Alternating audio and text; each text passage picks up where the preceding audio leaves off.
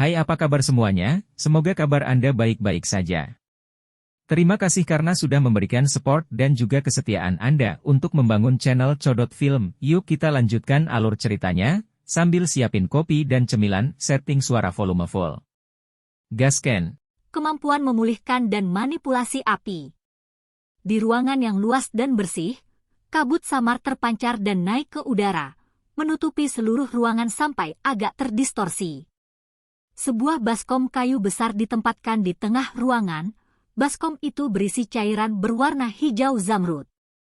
Di dalamnya, tubuh telanjang seorang pria muda sedang duduk bersila. Matanya tertutup dan tangannya menunjukkan segel untuk pelatihan. Dia membiarkan energi lembut di dalam cairan obat berwarna zamrud perlahan memasuki bagian dalam tubuhnya sedikit demi sedikit untuk memperbaiki jalur ki yang hampir bobrok di tubuhnya. Saat pelatihan berlanjut, cairan berwarna zamrud di baskom kayu perlahan menjadi lebih jernih. Akhirnya, warna zamrud benar-benar hilang dan digantikan oleh air bersih di mana orang bisa melihat dasar cekungan melewatinya. Celepuk! Kepala ular kecil tiba-tiba muncul dari bawah air. Ekornya berulang kali memercik ke permukaan air. Kegembiraan memenuhi mata ular ungu pucatnya. Merasa bahwa energi dalam cairan yang dia rendam telah habis, Xiaoyan perlahan membuka matanya. Dia menatap bahagia, Heaven Swallowing Python, di samping tubuhnya dan tersenyum.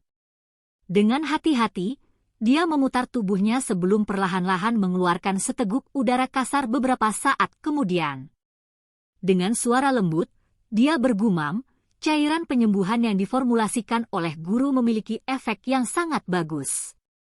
Hanya dalam 3 hari, jalur ki saya yang bobrok menjadi lebih fleksibel. Sekarang, jalur ki saya seharusnya dapat mendukung sirkulasi dou qi. Dalam 3 hari sejak dia bangun, Xiaoyan meminta Xiao Ding membantunya membeli sejumlah besar bahan obat yang dia butuhkan. Setelah itu, dia mengatupkan giginya dan menahan rasa sakit yang diciptakan ketika dou qi melewati jalur ki-nya, mengarahkan energi cair terakhir yang tersisa di dalam pusaran untuk berubah menjadi api dou qi. Dengan cara ini, dia memurnikan beberapa cairan obat dengan susah payah.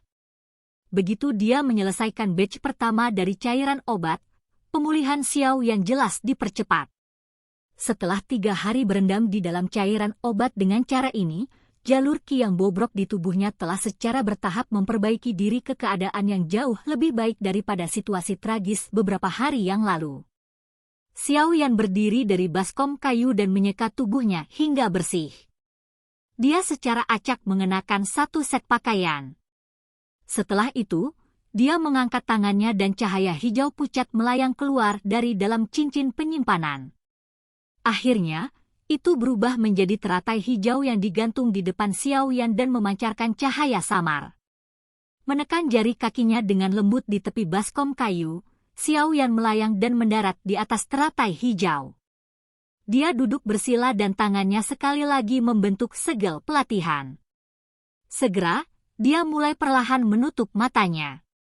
Tidak lama setelah Xiaoyan memasuki mode pelatihannya, ruang di sekitarnya mulai sedikit berfluktuasi.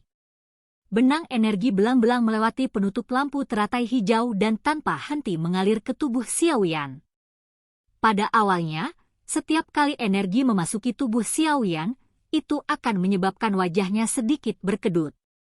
Namun, saat energi tak henti-hentinya dituangkan ke dalam tubuhnya, Xiaoyan, yang telah terbiasa dengan rasa sakit, mampu mengabaikan perasaan ini. Dia dengan lembut mengatupkan giginya, memperbaiki energi yang agak berbintik-bintik ini dan menggabungkannya ke dalam jalur ki dan ototnya.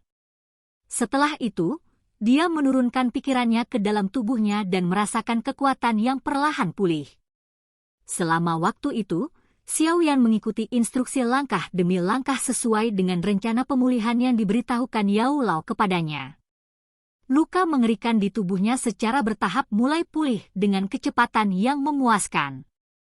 Menurut kecepatan ini, dia seharusnya bisa kembali ke kondisinya dari sebelumnya dalam waktu 1 bulan. Selama periode pemulihan yang tenang ini, Xiaoyan, yang memiliki banyak waktu luang, memulihkan identitas alkemisnya. Setiap hari, dia meminta Xiao Ding untuk membeli bahan obat dalam jumlah besar. Dia kemudian akan memperbaiki beberapa obat penyembuh yang kualitasnya cukup baik dalam jumlah besar. Selama periode dia memurnikan obat, Xiao Yan membuat penemuan yang agak mengejutkan. Awalnya, kontrol yang dia miliki untuk api tidak cukup baginya untuk memperbaiki pil obat seperti pil pemulihan energi yang dapat dianggap sebagai pil obat tingkat 3. Namun, kali ini, dia tertegun menyadari bahwa untuk beberapa alasan yang tidak diketahui, kemampuannya untuk mengendalikan api tampaknya telah tumbuh secara eksponensial. Bahkan, pil pemulihan energi bisa disempurnakan olehnya. Meski tingkat kegagalannya cukup tinggi, ia tetap berhasil. Setelah tertegun sebentar, pemahaman muncul di hati Xiao Yan. Ini mungkin ada hubungannya dengan dia menciptakan Angry Buddha Lotus Flame. Di masa lalu, tingkat kendali Xiao Yan atas api inti teratai hijau hampir bisa dikatakan berantakan total. Satu-satunya hal yang bisa dia lakukan adalah membungkus api di sekitar tinjunya dan menggunakannya untuk meningkatkan kekuatan serangannya atau menggunakan api dalam metode yang belum sempurna dan menembakkannya. Namun, setelah dia menembaknya, Xiao Yan tidak memiliki kemampuan untuk terus mengendalikan arah serangannya. Oleh karena itu, jika api yang ditembakkan tidak mengenai target, serangan itu akan menghabiskan banyak energi. Setiap kali Xiao Yan mengingat cara yang sangat nyaman tentang bagaimana Yao Lao mengendalikan Bone Chilling Flame, hatinya dipenuhi dengan rasa iri. Jika Yao Lao adalah orang yang memegang kendali saat itu dalam pertarungan melawan Kaisar Ular Hitam Bersayap 8, Xiao Yan berani mengatakan dengan pasti bahwa Kaisar Ular Hitam Bersayap 8 akan berada dalam keadaan yang sangat mengerikan. Yao Lao bahkan tidak akan seperti Xiao Yan, yang sebenarnya diajak oleh lawannya ketika dia mengendalikan Bone Chilling Flame. Dengan kemampuan mengendalikan Yao Lao, dia mampu melepaskan gumpalan Bone Chilling Flame kecil yang kemudian akan bergerak di sepanjang tanah dan dengan tenang bergerak lebih dekat ke arah target mereka sebelum tiba-tiba menyerang.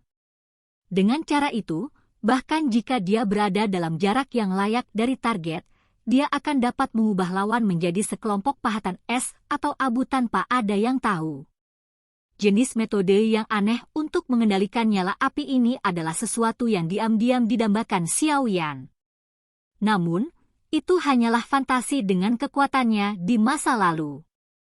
Bahkan dengan peningkatan tiba-tiba dan besar-besaran dalam kemampuan mengendalikan apinya, yang secara tidak sengaja dia peroleh dengan menciptakan Angry Buddha Lotus Flame, sesuatu yang sangat mengerikan bahkan seorang Du Huang akan terkejut, dia masih memiliki jarak yang sangat jauh sebelum dia bisa mencapainya.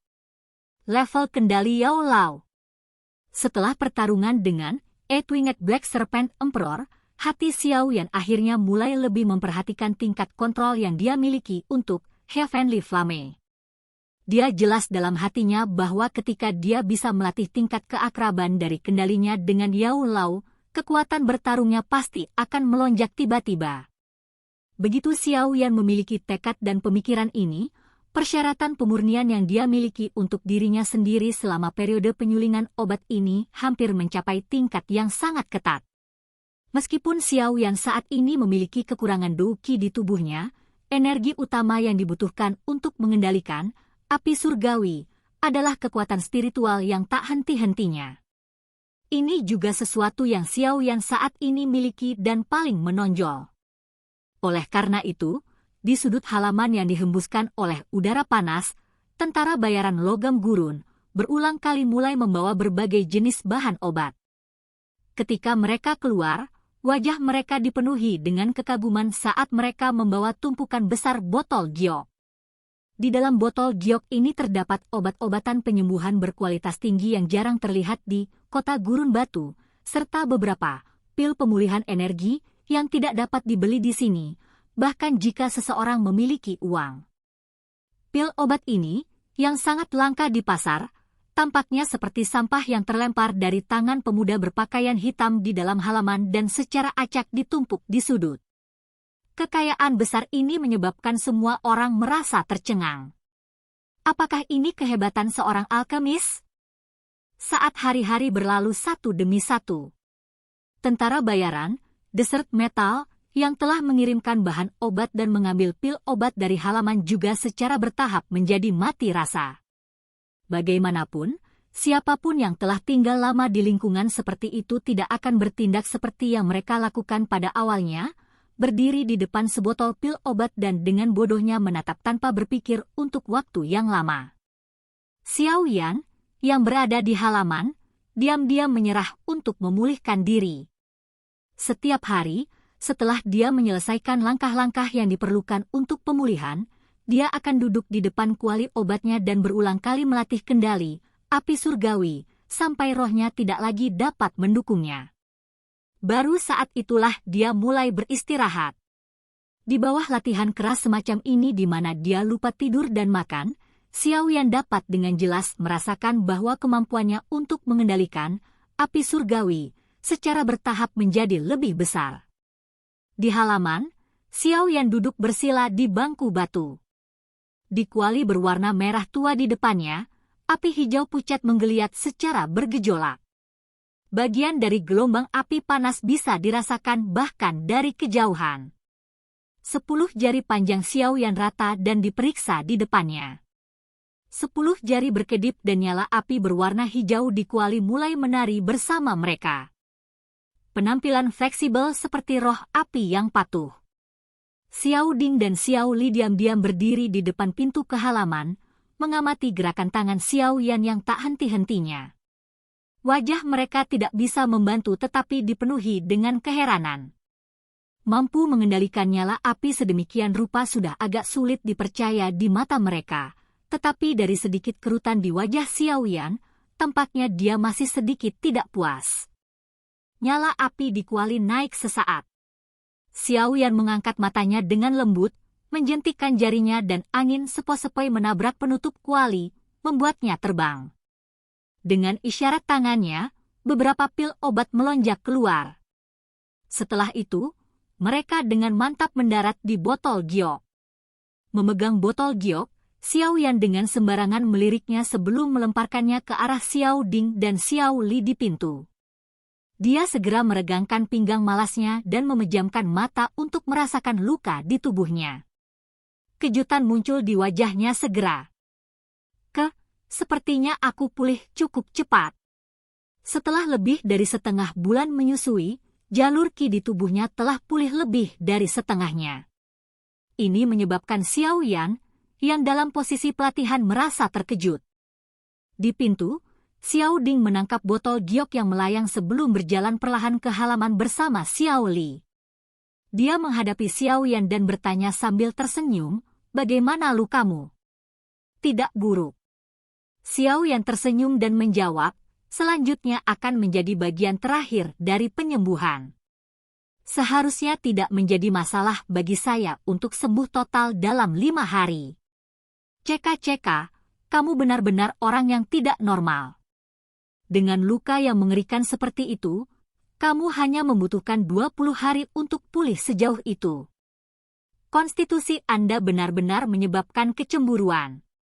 Xiao Ding dan Xiao Li memiliki wajah kagum saat mereka tertawa.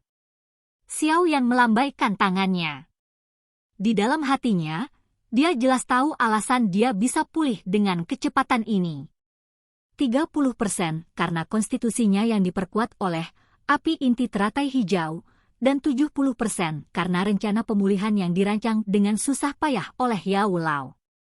Hanya dengan mereka berdua bekerja sama, dia berhasil mencapai kecepatan seperti itu. "Di mana Hai Tua?" Xiao Yan melompat dari bangku batu dan bertanya secara acak.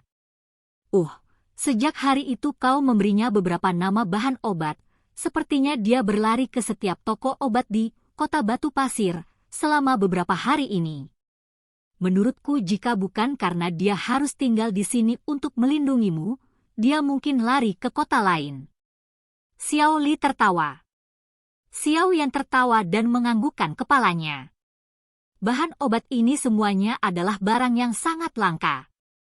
Kecuali Hai Bodong beruntung memiliki setetes pai dari langit, hampir tidak mungkin baginya untuk menemukan bahan obat ini di toko obat di dalam kota Batu Pasir. Sepertinya Hai Bodong benar-benar ingin segera memulihkan kekuatan puncaknya. Saya harus memulai bagian penyembuhan terakhir besok.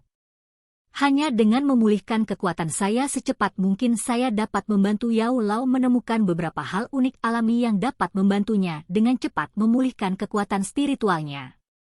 Tangan Xiao Yan dengan lembut mengusap cincin berwarna hitam saat dia bergumam dengan lembut. Apalagi, waktu untuk perjanjian 3 tahun juga semakin dekat. Silahkan pergi ke.